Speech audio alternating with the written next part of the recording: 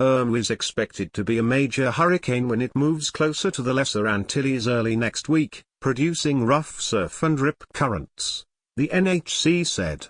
Irma could also cause dangerous wind, storm surge, and rainfall impacts on some islands, although it is too soon to specify where and when those hazards could occur, it said, warning that residents of the Lesser Antilles should monitor the hurricane's progress. But the center said it was too early to know what impact Irma could have on the Bahamas and United States, where there are no warnings or watches currently in effect. Downtown Houston is reflected in the flooded Buffalo Bayou on Wednesday, August 30, 5 days after Hurricane Harvey made landfall in Texas. The Category 4 storm came ashore late Friday, August 25, just north of Port Aransas, and has caused historic flooding. Correction: previous versions of this gallery incorrectly reported that Hurricane Harvey is the strongest storm to make landfall in the United States since Wilma in 2005. Harvey is actually the strongest storm to make landfall in the United States since Charley in 2004. Members of the Louisiana Department of Wildlife and Fisheries, the Florida Fish and Wildlife Conservation Commission and the Louisiana National Guard help rescue elderly people from a flooded assisted living home in Orange, Texas, on August 30. A baby sits with family belongings at a gallery furniture store in Houston being used as a temporary shelter on August 30. Janice Force cries at an emergency shelter in Beaumont on August 30. Her home in Beaumont was flooded Wednesday morning. Even Katrina wasn't this bad, Force told the Austin American-Statesman. Tammy Dominguez, left, and her husband, Christopher Dominguez, sleep on cots at the George R. Brown Convention Center, where nearly 10,000 people are taking shelter in Houston. On August 30, a cat tries to find dry ground around a flooded apartment complex on August 30 in Houston. Volunteer rescue workers help a woman from her flooded home in Port Arthur on August 30. The Florida Air Force Reserve pararescue team from the 308th Rescue Squadron helps evacuees board a helicopter in Port Arthur on August 30. Water from the Addicks Reservoir flows into neighborhoods in Houston as floodwaters rise Tuesday, August 29.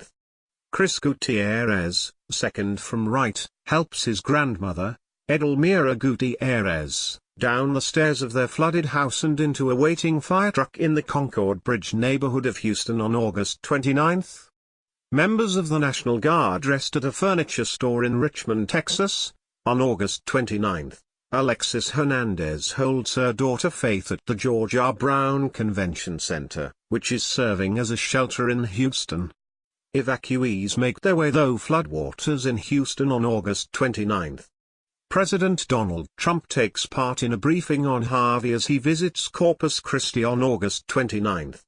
In a stop in Austin, Trump spoke of the long-term effort and stiff costs that will be needed to rebuild the region. "Nobody's seen this kind of water," he said. "Probably, there's never been something so expensive in our country's history." While talking about recovery and relief efforts, Trump said, "We want to do it better than ever before." Civilian rescuers put a boat into a flooded road to search for people in Cyprus on August 29. Volunteers organize items donated for Hurricane Harvey victims in Dallas on August 29. An overview of downtown Houston on August 29 shows the scale of the catastrophic flooding. Matthew Kozas searches for important papers and heirlooms inside his grandfather's house in Houston's Bear Creek neighborhood on August 29. The neighborhood flooded after water was released from nearby Addicks Reservoir. Shane Johnson removes items from a family home in Rockport, Texas, on August 29. Airplanes sit at a flooded airport in Houston on August 29.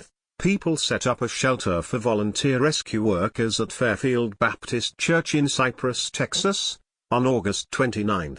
Shadia Harrison looks at her 3-week-old baby, Sarai, as Dean Mize, Wright, and Jason Legnon use an airboat to rescue them from their home in Houston on Monday, August 28. Thousands take shelter at the George R. Brown Convention Center in Houston on August 28.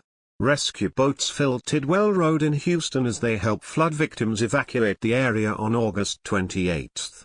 People wait to be rescued from their flooded home in Houston on August 28. A firefighter helps Sarah Golden and her daughters Paisley, Poppy and Piper board a Texas Air National Guard C-130 at Scholes International Airport in Galveston, Texas, on August 28. People make their way out of a flooded neighborhood in Houston on August 28. Sam Spates removes possessions from his damaged home in Rockport on August 28. Flood victims wait to unload from the back of a heavy-duty truck after being evacuated from their homes in Houston on August 28. People are rescued in Houston on August 28. Bridget Brundrett presents an American flag to Texas Governor Greg Abbott while he was in Rockport on August 28. The flag had been recovered from City Hall after flying during the hurricane. A Coast Guard helicopter hoists a wheelchair on board after lifting a person to safety from a flooded area of Houston on August 28. Houston flood victims eat and rest at the George R. Brown Convention Center on August 28. Belinda Penn holds her dogs Winston and Baxter after being rescued from their home in Spring, Texas, on August 28. A firefighter is wheeled to a waiting ambulance after he became fatigued while fighting an office building fire in downtown Houston on August 28. Julie Martinez, Wright, hugs her daughter, Gabrielle Jackson, in front of a relative's damaged apartment in Rockport on August 28. Cattle are stranded in a flooded pasture in La Grange, Texas, on August 28. Volunteer rescue boats make their way into a flooded subdivision in Spring, Texas, on August 28. Houston police officer Darrell Hudek carries Catherine Pham and her 13-month-old son, Aiden, after rescuing them from floodwaters on Sunday, August 27. People push a stalled pickup through a flooded street in Houston on August 27. Residents of Rockport return to their destroyed home on August 27. The Buffalo Bayou floods parts of Houston on August 27. Two men try to beat the current that was pushing them down an overflowing Brays Bayou in Houston on August 27. Jane Rhodes is rescued by neighbors in Friendswood, Texas, on August 27. Volunteers at Sacred Heart Catholic Church prepare cots for evacuees in Elgin, Texas, on August 27. Damage to a home is seen in the Key Allegro neighborhood of Rockport on August 27. Melanie Zwafsky cries while inspecting her home in Port Aransas on August 27.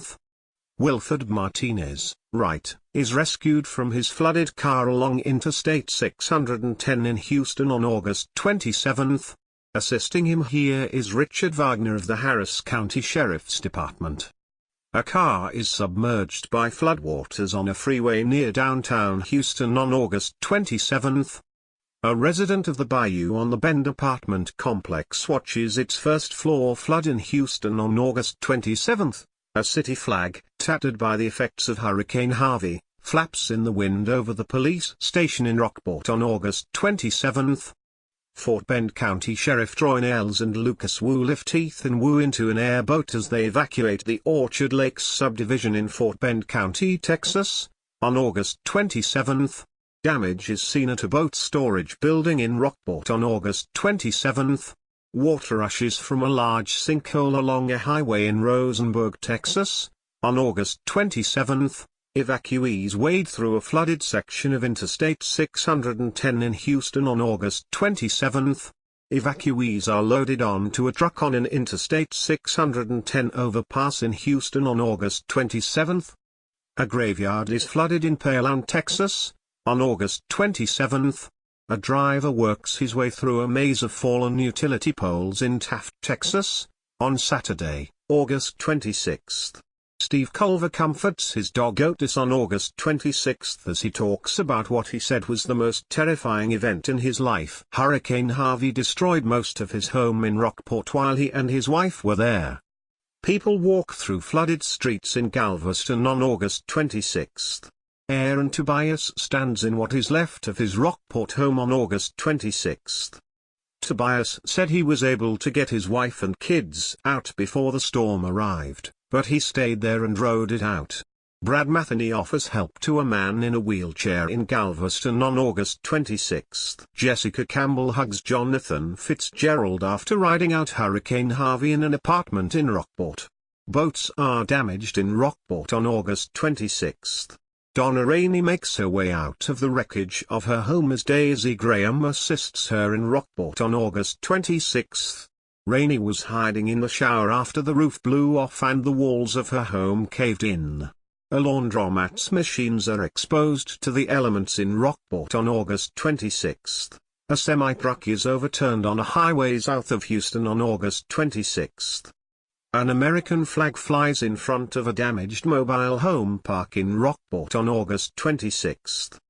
NASA astronaut Jack Fisher photographed Hurricane Harvey from the International Space Station on Friday, August 25. Waves pound the shore as Harvey approaches Corpus Christi, Texas, on August 25.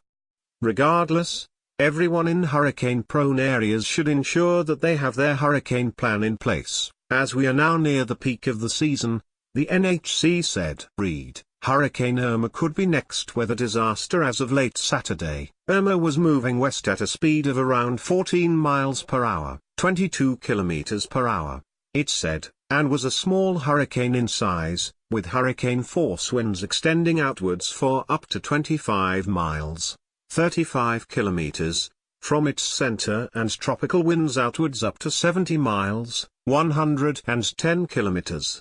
CNN meteorologist Taylor Ward said it was too early to ascertain what threat Irma posed to the United States. As for what we do know, the system will approach the northern Leeward Islands late Tuesday or early Wednesday, likely as a major hurricane of Category 3 or more. It's still unclear if these islands will take a direct hit or just be brushed by the outer bands of the storm, he said.